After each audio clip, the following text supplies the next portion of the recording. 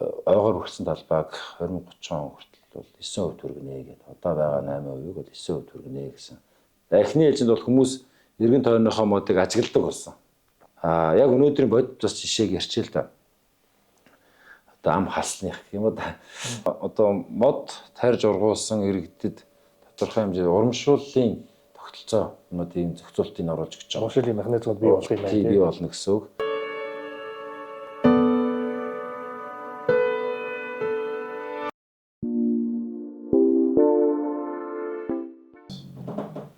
За энэ жил орчин цагийн ойн салбар үүсч өгчнээ 100 жилийн яваа болж байгаа.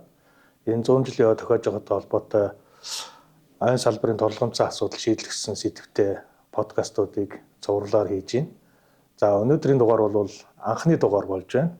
За энэ анхны дугаараараа бид нар ойн салбарын бодлого, хууль эрх зүйн орчны талаар ярилцгаар засгийн газрын хэрэгжүүлэгч агентлаг ойн газрын дарга оюун санаа даргаыг хүрээд байна. 100 жилийн яваа гэж бас тий. Харин тий их завгүй баг. Тэгээ завгүй ирсэн танд баярлалаа. За ерөөхдөө манай ойн бодлого бол социализмын үед гэж ярий да тий. Тэр үед бол мэдээж хэрэг төлөвлөгөөт эдийн засгийн үе байсан учраас 5 жилээр ингээд төлөвлөгдөд явдаг байсан. За сүүлд бол ерөөхдөө 15 он хүртэл миний мэдхий ойн үндэсний хөтөлбөр гэдгээр ойн бодлого тодорхойлогдож явж байсан тий. Тэгээ 15 онд бид анх удаа бид бас ойн бодлоготой боллоо шүү дээ. Гэтэл нөгөө бодлогын хэрэгжилт зохицуулалтын хууль гарсан тий. Хууль гарсантай холбоотой бодлого маань байхгүй болсон. Нөгөө талаар ойн газар маань шинээр байгуулагдлаа тий. Байгуулагдаад удаагүй байна тий. Тэгэхээр энэ ойн бодлого маань одоо ер нь ямар байдалтай явж байна? Шинэ хуулийн хүрээнд одоо гарч ирсэн бодлогуудад яаж тасгагдж явж байна? Энэ талаар та ярьж өгч. За тэгэхээр салбар маань ингээд 100 жилийн түүхээ үзэж байна. Энэ 2024 онд за нөгөө талаараас нийгмийн эдийн засгийн зөндөө олон өөрчлөлтүүд бас бий боллоо. За тэгээд тухайлбал одоо бид хөгжлийн Монгол засгийн газраас одоо хугацааны хөгжлийн одоо бодлогын баримтчиг гаргасан. За тэр нь болохоор 2050 гэртэй юм бодлогын баримтчиг бий. За энд болохоор Монгол улсын одоо бүхий салбаруудын бодлого тусан тэр дундаас ойтой холбоотой, байгаль орчинтой холбоотой.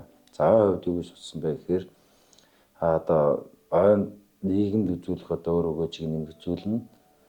Тэгээд ойг одоо хамгаалах. Тэгээд энэ олон улсын одоо байгууллагууд, олон улсын гэрээ хэлэлцтэй үнэтэй холбоотойгоор бол Монгол улсын энэ ойг хүний сайн сайхны төлөө хамгаалах бүхэн зэргийг доктортой ашиглах тийм үү? Энэ одоо нүүдийг одоо жишгүүдийг бол ингээд оруулаад тусгасан байж байгаа. Тэгэхээр Монгол улс бол дэлхийн нийтэд бол нийлж алхнаа гэдэг тэр одоо байдлаар салбарт бол энэ асуудлуудыг оруулаад тусгасан байж байгаа. За мөн түнчлэн хөгжлийн одоо бодлогын баримтчгийн зорилттой хөтөлбөрүүд гэж бий болсон байгаа. Та түрүү ярьлаа 2015 онд бид төрөөс ойн талаар баримтлах бодлоготой байсан. Монгол улс хэд олон салбарын нарийн чиглэсэн бодлоготой байна. Үүнийг хэрэгжлүүд бас харилцаа адилхан байна гэж үзээд засгийн газраас бол нэгдсэн ингээ бодлогоор оруулж ирсэн. За энэ дотор бол бидний ойн салбарын хувьд бол бас тодорхой туссан байна. За тухайлбал 2030 он хүртэл бол богино хугацаанд дунд хугацааных гэдэг ангилсан байж байгаа. За 5 жилийн бодлогын төлөвлөлтөн дээр бол ойгоор хүрсэн талбайг 2030 он хүртэл бол 9% хүргэнэ гэдэг. Одоо байгаа 8%-ийг бол 9% хүргэнэ гэсэн. За энэ 9% хүрэхийн тулд яг үгээр бүхий л одоо аж ахуйн арга хэмжээнүүдийг цогцоор нээж 9% хүргэнэ. За энэ дээр дотроо болохоор нарийжлаад ой зохион байгуулалт, ойн бүртгэл тоолгоо бол ингэж хийнэ. За ойн хөнөөлж явж одоо судалгаа тэмцлийн ажлыг бол ингэж хийнэ. За мөн түнчлэн ойн төмөрөөс урьдчилан зэрэг төмөртэй тэмцэх одоо ажлуудыг бол одоо жилдээ хэдэн га талбайгаас дутуугийн хийнэ. Гэх мэтчлэн ингээд ойн нөхөн сэргээлтийг жилдээ 10,000-аас доош талбайд хийнэ. Ингэж энэ бүх одоо арга хэмжээнүүд нийлсээр бид ойн одоо талбай бүрхэгдсэн талбайг бол одоо 9% хүргэнэ гэсэн энэ зорилтуудыг нэг бүршил наривчлал туссан байж байгаа. 9% хүргэнүүд бол нэлээд том зорилт тийм 30 он хүртэл. Одоо өөрөөр хэлбэл газар одоо 8% байгаа шүү дээ тийм. Ойролцоогоор 8% байгаа. Гэтэл Монгол улсын газар нутгийн 1%-тэй тэнцвэр хэмжээний одоо ойн модыг нэмнэ гэсэн үг шүү дээ. Ойн талбайг нэмнэ гэсэн. Энэ бол маш том зорилт явж байгаа юм байна. Ойн бодлогын үед бол энэтэй уялдаад энэ маань угаасаа мод нэг тал нь бол мод тарих асуудал, нөгөө тал нь байгаагаа хамгаалах хэрэгтэй асуудал шүү дээ. Энэтэй холбоотой бас тэрбум мод гэдэг хөдөлгөөнийг зарлчлаа шүү дээ ерөнхийдөө. Энэ бол мэдээж хэрэг ойчт бидний дэлхийн хэмжээнд одоо амарсан том амлалт боллоо. Энэ тэрбум модны асуудал ойн бодлого тэр нөлөөлж байна.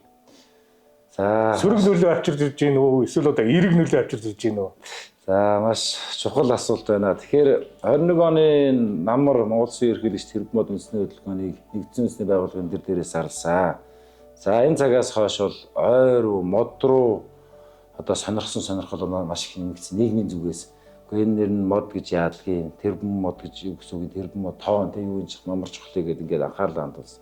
За үүнтэй уялдуулаад салбарын хувьд бол маш тийм өөр өгөөчтэй одоо эерэг тийм одоо зөвлөд байна л да. Тухайлбал ойдлоор ойлголтгүй анзаардгүй ойн байгууллага гэж ямар ч байгууллага байдаг, ямар ч бүтц байдаг, юу ч хийдгийг ойлгодгүй байсан. Бол одоо маш сайн ойлгодог болж эхэлж байна. Эхний ээлжинд бол хүмүүс эргэн тойрныхоо модыг ажигладаг болсон. Тийм үү, тэр мод үндэсний хөдөлгөөн мод гэж юу юм бэ? Мод ямар ач холбогдолтой юм?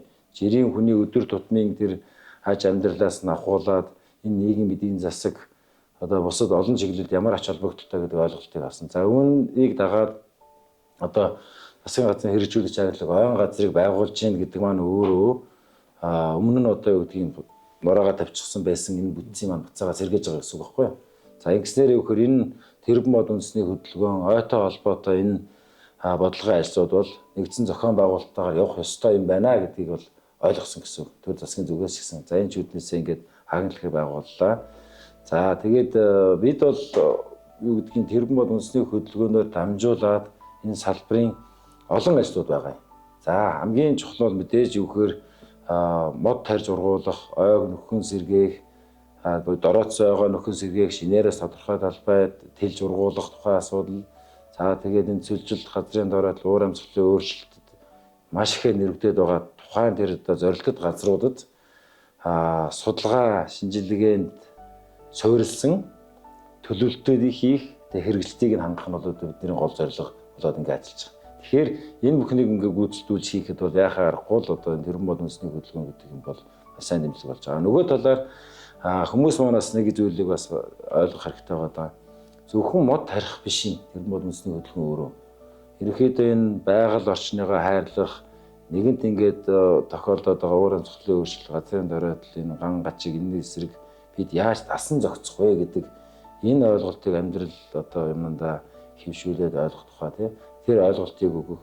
За мөн дэмжлэн засгийн газраас эдийн засгийн ингээд солонгоруулна гэнгээ ярьдаг тийм энэ алхмуудыг ингээд хийгээ явж байгаа. Тэгэхээр ойн салбараас бас эдийн засаг тодорхой хэмнэр бол ялангуяа асагдсан бүс нутаг аймагуд сумдуудад бас тодорхой хэмжээний ажлын байрыг үнээр бий болгох бас орлогыг нэмэгдүүлэх хүмүүсийн тийм мод тайрж ургуулах, ойг хамгаалах, аж ахуйн хэмжээнд оролцох тийм энэ хэлбэрээр бас хүмүүсийн бас орлогыг нэмэгдүүлэх гэх мэтлэн ингээд олон агуулгыг бас агуулж байгаа. Дээрээс нь Монгол улс нэгдсэн үндэсний байгууллага болоод дэлхийн нийтийн энэ жишгтэй хөл нийлж алхаж байна. Бид бас энэ та бүхэнтэй дэлхийн бүхий л улс орнуудтай адилхан энэ одоо үүсэт байгаа нөхцөл байдлын эсрэгтэй цөлжилт газрын дөрөөдөл гэдэг энэ олон сөрөгчсөн зүйлүүдийн эсрэг хамтдаа шүү гэдгийг нэг илэрхийлж гарч байгаа.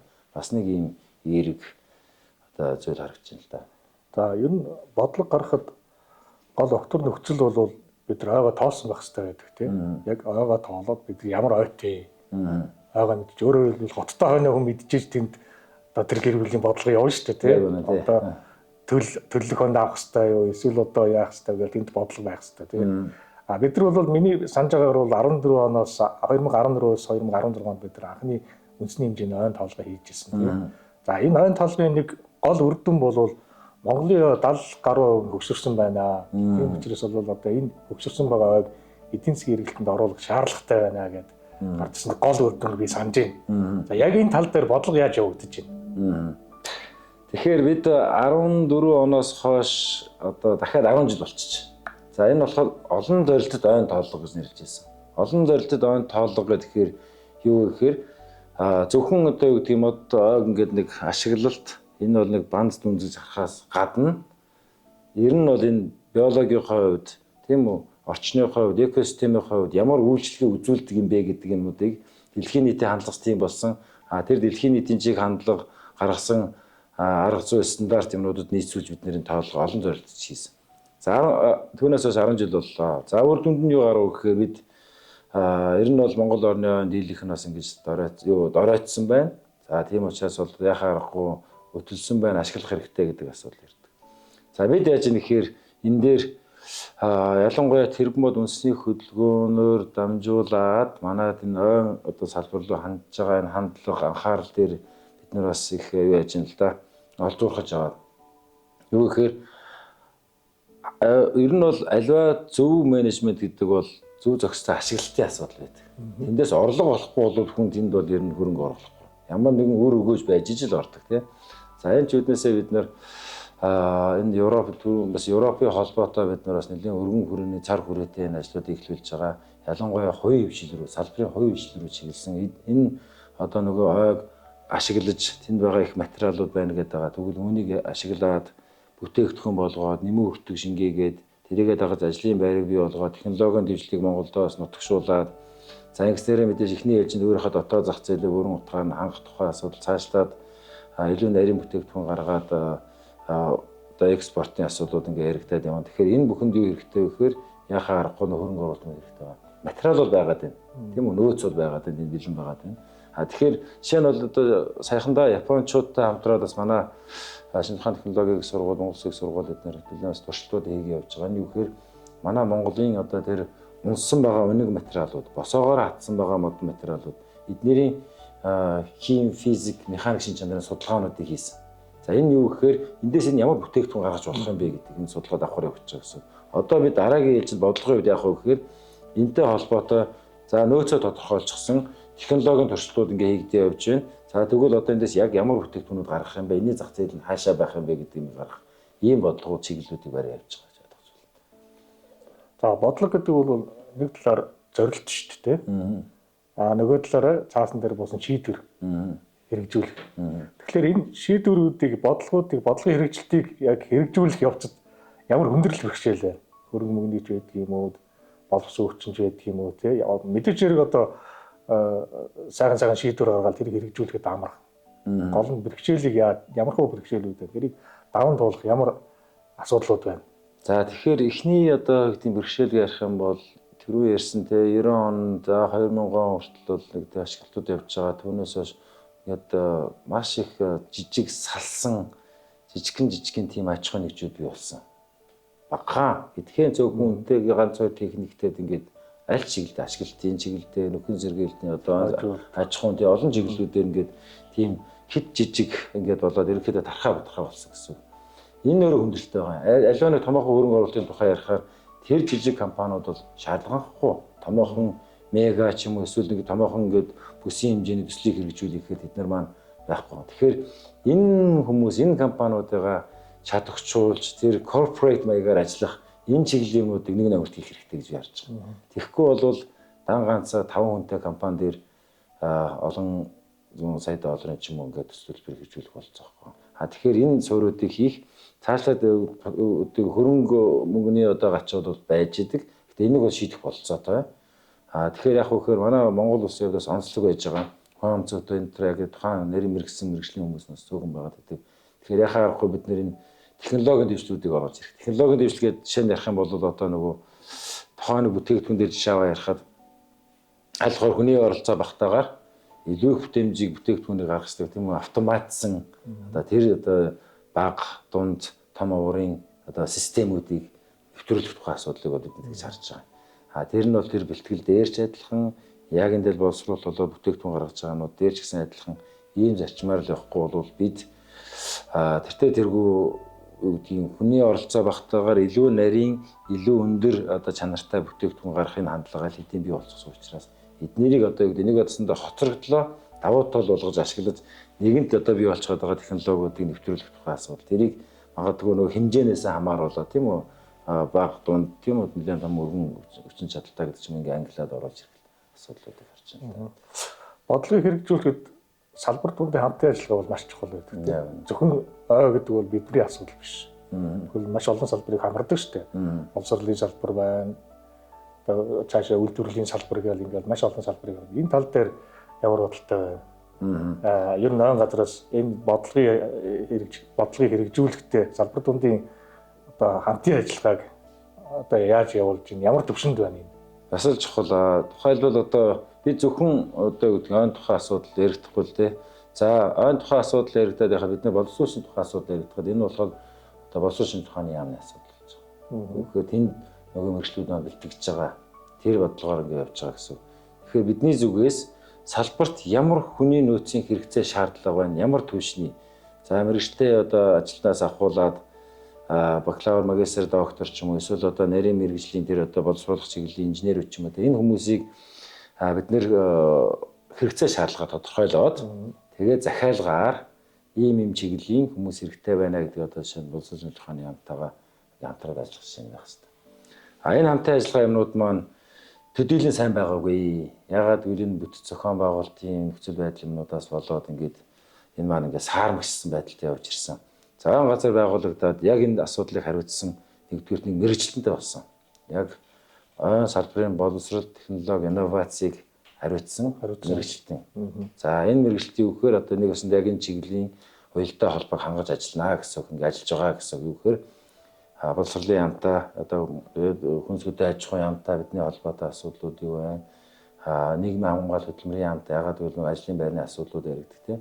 Энэ бүгдийн зангилаа уялдаа холбоог хийхэд технологийн дэвшлэмнүүдийг нэвтрүүлэхэд одоо яхаа аргагүй ийм байхгүй болохгүй байгаа. Хэдийгээр бид 38 хүний орон тоотой за үүнээс үгд яг нэг мэрэгжлийн гэж байгаа хүмүүс маань нэг 20 гаруй хүн байж байгаа. Тэгэхээр энэ дотроос бид нэр тодорхой нэг хүнийгээ бол одоо энэ дээр ингээд томилоод ингээд ажиллаж байгаа. Ажлын байрыг бий болгоод.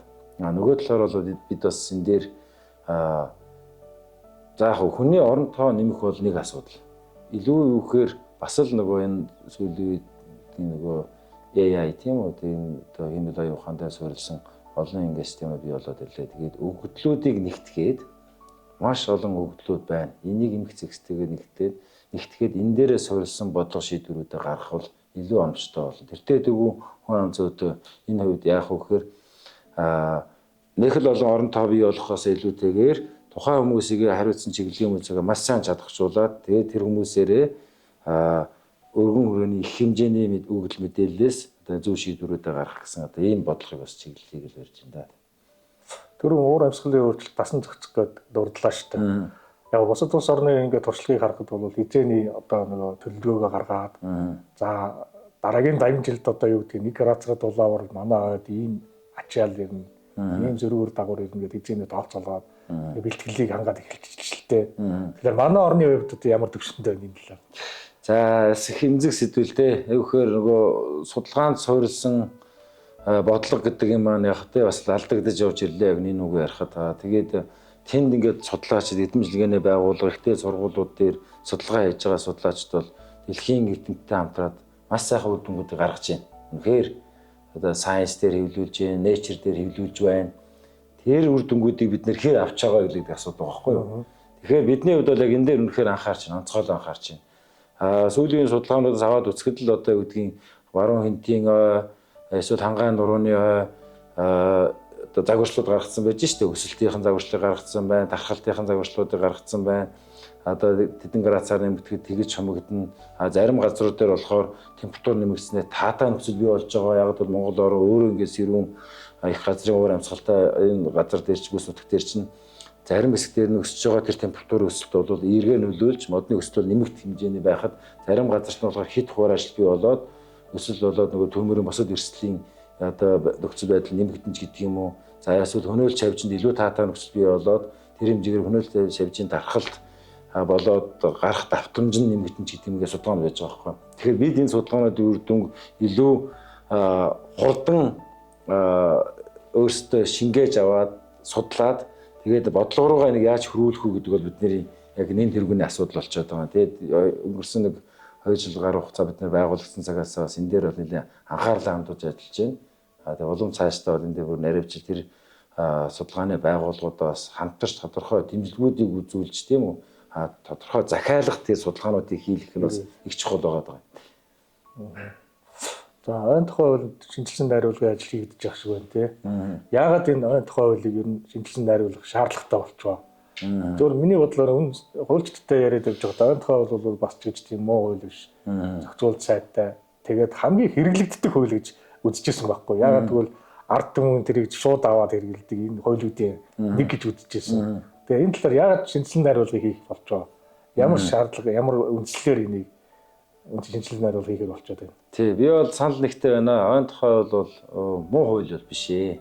Чухам яагаад бид нэр хийх чинь гэхээр яхаа аргагүй нийгэм эдийн засаг гадаад дотоод хүчин зүйл маш их тийм өөрчлөлт бий болж байна л доо.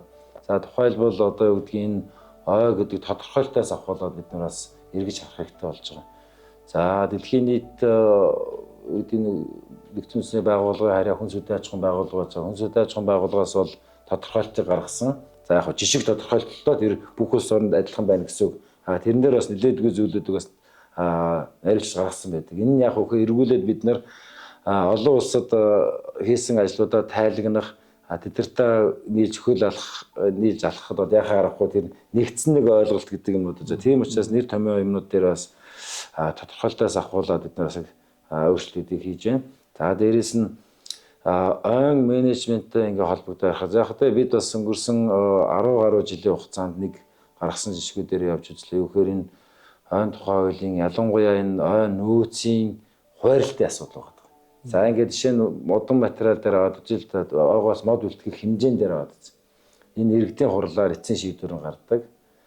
Тэгвэл энэний ингээд квотын асуудал яригддаг л да. Би одоо нэг компанитай хүн. Тэгвэл би энэ жил ой менежментийн төлөвлөгөө тэнд байж байгаа.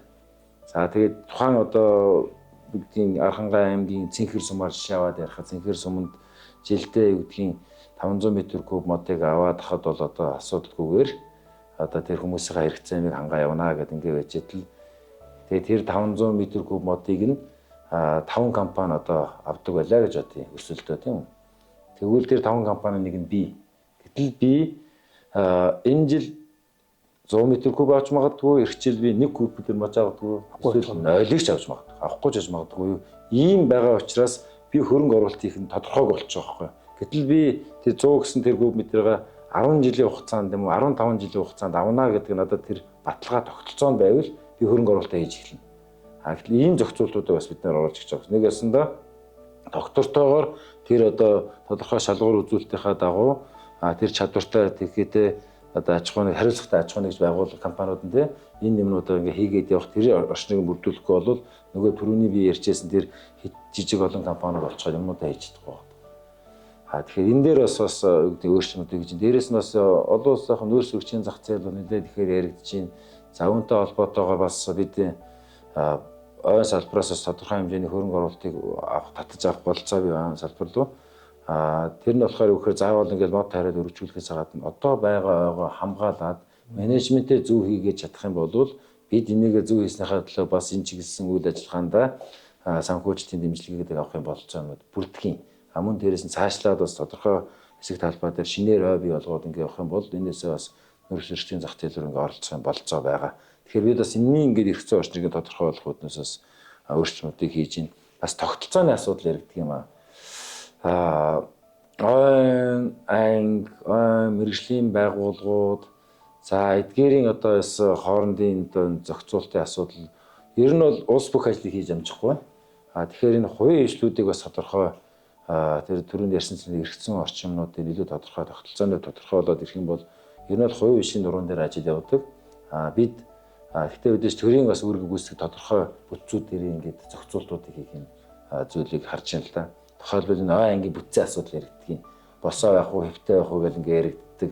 Бас харилцаа байдаг байдаг. Зарим нь үгүй одоо байгаагаараа байсан дээр яригддаг. Зарим нь үгүй бид нар бас ингээ шууд босоо бүтцүү одоо яа магналгийн хараанд байлгаа гэл ингээ ярьдаг. За энийг бол бид нар бас тодорхой аль хэлэндээ одоо хилцүүлгүүд өрнө энэ дээр ярилцж байгаа шийдлээ гаргаа явуучих байх. Ерөнхий барьж байгаа чиг бол юу гэхээр энэ өөрийнхөөс нарийн мэргэжлийн онцлог салбараа энд хин дуртай нь бас ингээд бас ороод ажиллах болцоогүй байдаг. Зүгээр тэр боловсруулах ч юм уу эсвэл одоо юу гэдгийг тэр ашиглалтын бүтээгдэхүүн боловсруулах чиглэлийн янз бүрийн дэд салбар болгоод ингээд явах болцоотой. Гэтэл яг тэр нарийн төлөвлөлтийг хийх, тоолгыг хийх, бүртгэлийн хийх, анализыг хийх энэ чиглэлүүдээр бол яхаа аргагүй мэргэжлэн байх хэрэгтэй байдаг. Яг өнөөдрийн бодит бас жишээг ярьчих л да. Одоо ам халсных юм уу да. Юу гэхээр одоо ой ангиуд байна. Ой ангиуд бол манай анхан шатны нэгж ой салбарын бүхэл бодлогын үйл ажиллагаа газрын хэрэгжүүлж байгаа юм бүтэж байж байгаа. Эдгээр маань нэг дунджаа 5-10 хүнтэй нэг ийм маш цомхон бүтц байдаг. Өгсөн чадлууд бол маш сул тий. Тэгэхээр энэ хүмүүс маань бүтцүүд бас чадахчих хэвээр, бэхжих хэвээр гэсэн техник хэрэгслийн хувьд ч бай, хүнийхээ нөөцийн хувьд ч бас бэхжих хэвээр.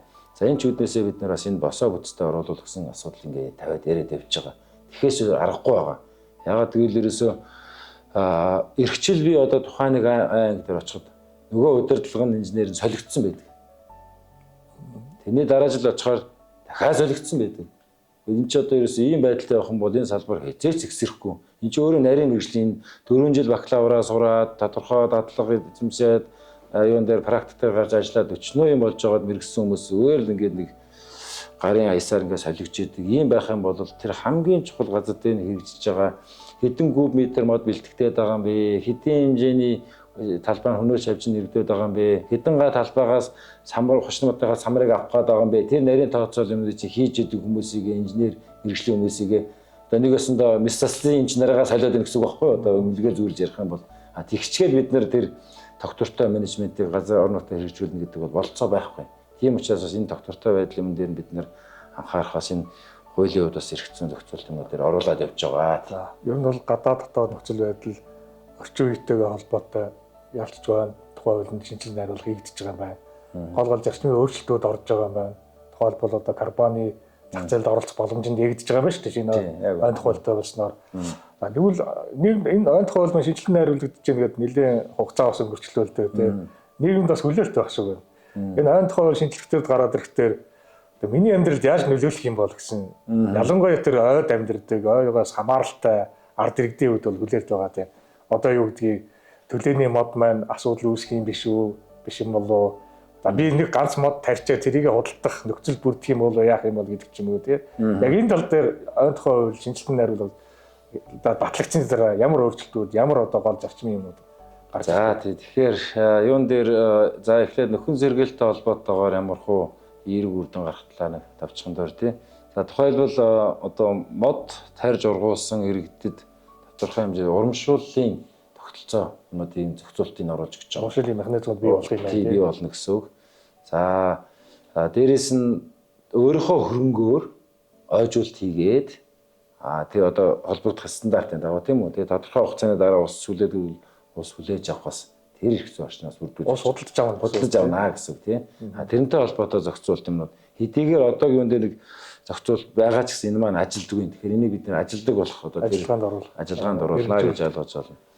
За дээрэс нь хувийн хвшлийнхний хувьд ч гэсэн бас ойн салбар руу хөрөнгө оруулалт хийх тэр сонирхлыг нь татах тэр механизм дээр бас бид оруулж өгч байна. За нэг иргэн аслагдсан бүс нутагт байгаа иргэдийн асуудал байгаа. Бид нар бас өнгөрсөн 2 жилийн хугацаанд 21 аймгаар 2 удаа тойрлоо. За аслагдсан аймагуудын, сумдуудын иргэдийн дэрэн дээр очлоо. Нэг ийм асуудал байгаад байдаг юм аа. Би өмнө нь болохоор хажуудлаасаа төлөөний мод ингээл гараал авчдаг гэсэн. Ой дотор байгаа иргэн баггүй юу? Там юу нэ аслагдсан газрын. Гэтэл одоо ингээд болохоо ажиллаа гэдэг. Одоогийн үйлээс болж байгаа юм гэнэ. Гол юм бидний үүссэн бөхөр яг үндэ бол бид нэр өөрийнхөө дураар гэх юм уу та. Ерөөсөө тэгвэл жирийн нэг ямар нэг ой мэрэгжилгүй хүн өөрийнхөө дураар сонголтоор л ингээд бид одоо авч явж ирсэн. Үр дүнд нь юу болсон бэ гэхээр нэгэн уулзалтанд нэг малчин надад хэлж ирсэн. Юу гэхээр хүүхээ бид одоо ингээд өмнө нь болохоор биднэрт юу гэдгийг нэг ингээд модыг тайраад 2-4 метрийн уртаа гойлон гардаг байсан юм. Шинэ ч одоо гарахаа болчлоо. Энэ ой яагаад байгаа юм бэ гэж. Тэгэхээр би тэр малчин хахад маш тодорхой хариулт өгсөн. Та ингээд сөрөг хонтой. Сөрөг хоноос хамгийн шилдэгүүдийг аваад идээд бай. Тэгэхээр юу болох вэ? Яг тэр шиг юм чинь таны эргэн тойрны ойд бий болчлоо. Тэгэхээр явахаар та хэд хашаа барихын тулд эсвэл барихын тулд хамгийн шилдэг моднуудыг л авдаг тийм үү? За энд дөхөө нөгөө ойн менежмент юм уу бидний нөгөө мэрэгжлийн тэр нэг алийг нь авах, алийг нь үлдээх хөшөө ойн одоо зохицуултаар бид нар чинь өсөлт хөгжлөд оройг нь авна тийм үү? Зарим нэг юуг нь авна, өсөлт хөгжил цайтайг нь авна. Ягаад бол хоорондын орон зай, шимдэжэл, гэрлийн одоо хүрэлцээ гэдэг олон одоо үндсэлтэйгээр бид нар хийж байгаа шүү дээ. Яг тэр нь яг малтай адилхан бас тийм байдаг. Одоо сүрэг хэсэг ог одоо бид сүрэг хонж гэж үзэх юм бол тийм байдаг. Гэтэл энэ асуудал байхгүй болчих واخхой. Тэгэхээр тэр хүмүүс бид нэр бас юу гэж хэлдэг тэд нар рүү чиглэсэн ямар одоо бодлогын зохицуултууд хийх юм бэ? Өсвөл байдал тийм байгаад байна. Тэгээ эндээ бас холбоотой бас эргэцэн юмнууд дээр хуулийн дээр тодорхой тусгай дагаж гарах дүрм журам дээр бас эднүүд илүү тодорхой болгож байгаа. Ялангуяа тэр аслагдсан бүсийн юмнууд дээр заримдаа 140-50 км-ээр яваад гоожин gaах тухай асуудал байгаа байхгүй юу? Үнэхээр хүндрэлтэй. Тэр зам харгүй юм хэцүү. Гэхдээ тэр бол их олон хүмүүсийн тухай асуудал биш. Тодорхой зорилтод одоо хүмүүс бүлгүүд байгаа учраас тэн дээр бол бид нараас тодорхой зохицуултаа хийгээд болцоод байгаа. Энийг бас шийдэхгүй бол тэр хүмүүст бол нэг тийм байдал үүсчихэд байгаа байхгүй юу? Тэгээд нэг одоо ингээд ахтлаа бол асуудал ороод идэг. Гэтэл аслагдсан байгаад идэг. Хүртээмжийг одоо нөгөө тийшээ ойртуулах тухай юмуд бас ороод иж байгаа гэж ойлгож байна. За ерөөдөө ойн газар байгуулагдаад бодлого бол сайн хэрэгжиж байгаа, бодлого сайн явж байгаа гэж ойлгож байгаа. Энийг нэг тод илэрэл бол төсөв маань 2024 он гэхэд баг 10 дахин 20 дахин нэмэгдэж байгаа нөхөсөө тий. За эх жил бол өшөө цааш нэмэгдэхээр байна тий. За тэгээ ойн тухай шинжилгээ найруулгыг батлагдсан юм бол маш олон эрэг өөрчлөлтүүдийг авч ирэх юм байна. Ингээд энэ их завгүй үедээ бидний урилгыг хүлээн авч ирж ярилцлагуулсан энэ сан дараатай баярлалаа. За ажилд нь өндөр амжилт хүсье. Баярлалаа. Танд ч гэсэн амжилт хүсье.